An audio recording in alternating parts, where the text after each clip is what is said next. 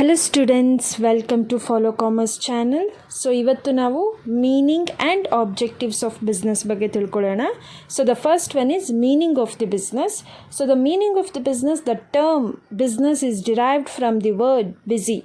ದಸ್ business means being busy. So business ಅನ್ನೋ ಒಂದು ಟರ್ಮನ್ನು ನಾವು ಬ್ಯುಸಿ ಅನ್ನೋ ವರ್ಡಿಂದ ತೊಗೊಂಡಿದ್ದೀವಿ. ಬ್ಯುಸಿ ಅಂತ ಹೇಳಿದ್ರೆ ನಾವು ಯಾವುದಾದ್ರೂ ಕೆಲಸದಲ್ಲಿ ಬ್ಯುಸಿಯಾಗಿರುವಂಥದ್ದು. ಹಾಗಂತ ಹೇಳಿ ನಾನು ನನ್ನ ಫ್ರೆಂಡ್ ಜೊತೆ ಕಾಲಲ್ಲಿ ಮಾತಾಡ್ತಾ ಇದ್ದೀನಿ ಅಥವಾ ಬೇರೆ ಕೆಲಸ ಮಾಡ್ತಿದ್ದೀನಿ, ಅದನ್ನು ಬ್ಯುಸಿ ಅಂತ ಹೇಳಿ ಕರಿತೀವ ಅಥವಾ ಬಿಸ್ನೆಸ್ ಅಂತ ಹೇಳಿ ಕರಿತೀವ? No.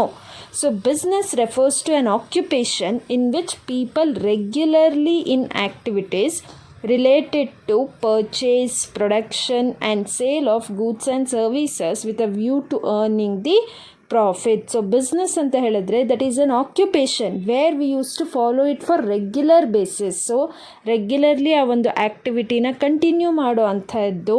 So whether it is purchase of the goods and services ಇರ್ಬೋದು, ಪ್ರೊಡಕ್ಷನ್ ಆಫ್ ದಿ ಗೂಡ್ಸ್ ಇರ್ಬೋದು, ಅಥವಾ selling of the goods and services with having the point of earning the profit. So ಈ ರೀತಿ ಆ್ಯಕ್ಟಿವಿಟೀಸನ್ನು ನಾವು regular basis ಮಾಡ್ತಿದ್ದೀವಿ ಅಂತ ಹೇಳಿದ್ರೆ ಅದನ್ನು ಬಿಸ್ನೆಸ್ ಅಂತ ಹೇಳಿ ಕರಿತೀವಿ. The next one is objectives of the business. So totally there are 7 objectives, that is market standing, innovation, productivity, physical and financial resources, earning profits, and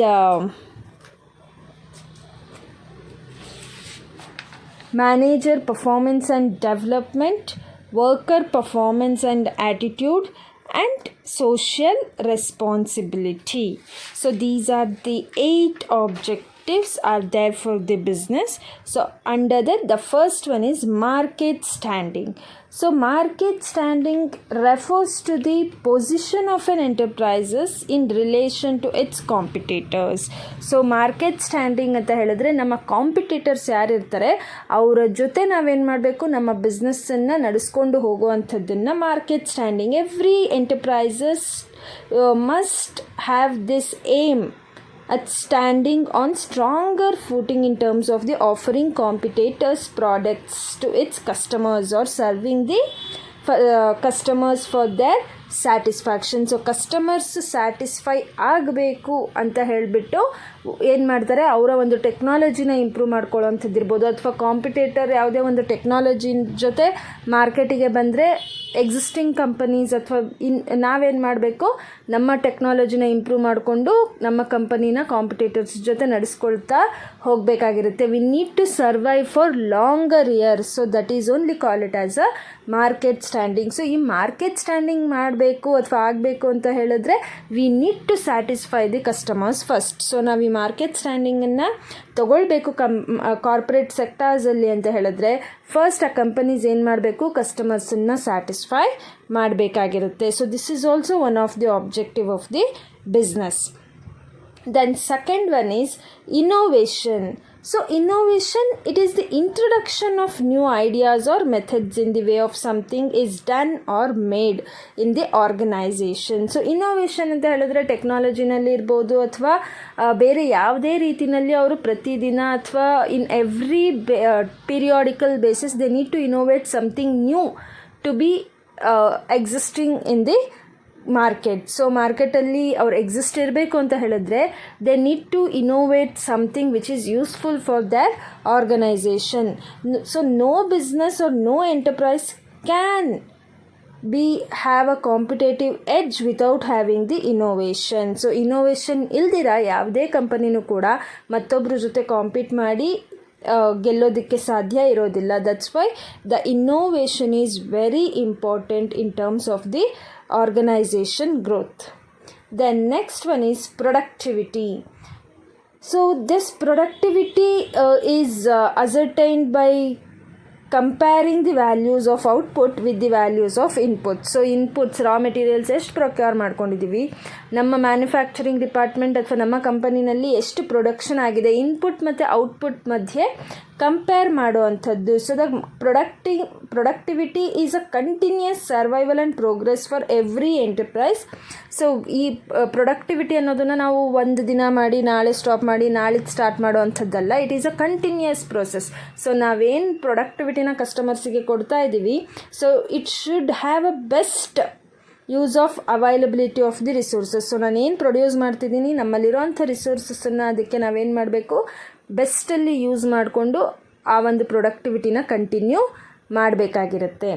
then next one is physical and financial resources. So every business requires this physical resources and financial resources. So for physical resources, the examples are like plants, machines, offices or furniture. So ಇದೆಲ್ಲದನ್ನು ಕೂಡ ನಾವು physical resources ಅಂತ ಹೇಳಿ ಕರಿತೀವಿ. And financial resources means nothing but the funds which is able to produce the goods or supply the services to the customers, ಅಥವಾ ಫಿನಾನ್ಸನ್ನು like procure ಮಾಡ್ಕೊಳ್ಳೋ ಅಂಥದ್ದು ಕಂಪನಿಗೆ, ಅಥವಾ ಶೇರ್ಸನ್ನು ಇಶ್ಯೂ ಮಾಡ್ತಾ ಫಿನಾನ್ಸನ್ನು ತೊಗೊಳ್ಳೋ ಅಂಥದ್ದು. ಸೊ ಯಾವ ಬೇಸಿಸಲ್ಲಿ ಫಿನಾನ್ಷಿಯಲ್ ರಿಸೋರ್ಸಸ್ಸನ್ನು ತೊಗೊಳ್ಬೇಕು ಅಥವಾ ಫಿಸಿಕಲ್ ರಿಸೋರ್ಸಸ್ಸನ್ನು ಪ್ರೊಕ್ಯೂರ್ ಮಾಡ್ತಾ ಇದ್ದೀವಿ ಅಂದರೆ which are the physical resources the company wants and which they have to procure ಅನ್ನೋದನ್ನು ಯೋಚನೆ ಮಾಡಿರಬೇಕಾಗಿರುತ್ತೆ. So which is necessary for the company, which is requirement for the organization, they need to purchase or they need to have that physical and financial resources only, which is very essential for the organization. So procurement of physical and financial resources also one of the aim of the or objective of the business. Then next one is earning profits.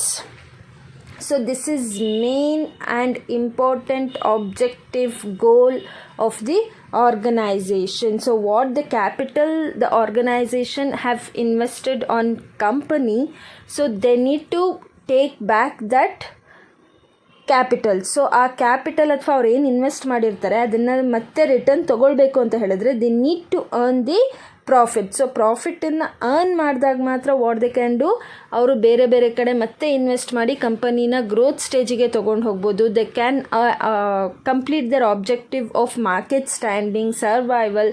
So ಪ್ರತಿಯೊಂದು ಕೂಡ they can achieve through having a good profit. Then next one is manager performance and development. So here the manager role is very very important in the organization to achieve something. So that's why the business enterprise need managers to conduct and coordinate business activity. So ಬೇರೆ ಬೇರೆ ಪ್ರೋಗ್ರಾಮ್ಸ್ಗಳನ್ನು ಮಾಡುವಂಥದ್ದು, motivating the managers to work or implement new things or performance in the organization, to improve their performance in the organization.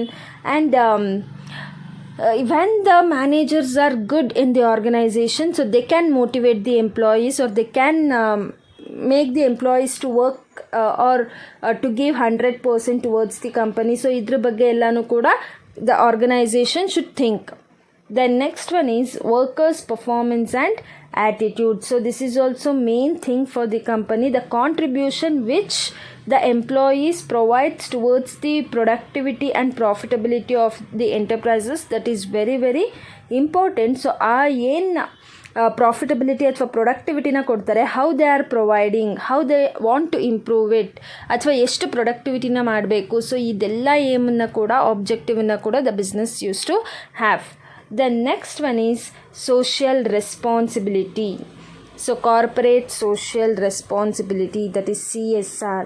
So social responsibility, it refers to an obligation of the organization or the business firms to contribute resources for solving the social problems. So ಸೊಸೈಟಿನಲ್ಲಿ ಏನು problems ಇರುತ್ತೆ ಅದನ್ನು solve ಮಾಡಲಿಕ್ಕೋಸ್ಕರ ಕಂಪನಿಗಳು what they can do best towards it, so ಅದನ್ನು ಅವರು provide ಮಾಡುವಂಥದ್ದನ್ನು ಸೊಸೈಟಿಗೆ we call it as a social responsibility. So for example ಹೇಳಬೇಕಂದ್ರೆ COVID-19 ಬಂದಾಗ so many corporate companies have, so COVID-19 ಬಂದಾಗ they have provided the companies have provided so many things for the persons ಯಾರಿಗೆ problem ಆಗಿತ್ತು ಅವರಿಗೆ the corporates also have helped them. So ಈ ರೀತಿಯಾಗಿ corporate social ರೆಸ್ಪಾನ್ಸಿಬಿಲಿಟೀಸನ್ನು ಮಾಡೋದು ಕೂಡ ತುಂಬ ಇಂಪಾರ್ಟೆಂಟ್ ಆಗಿರುತ್ತೆ.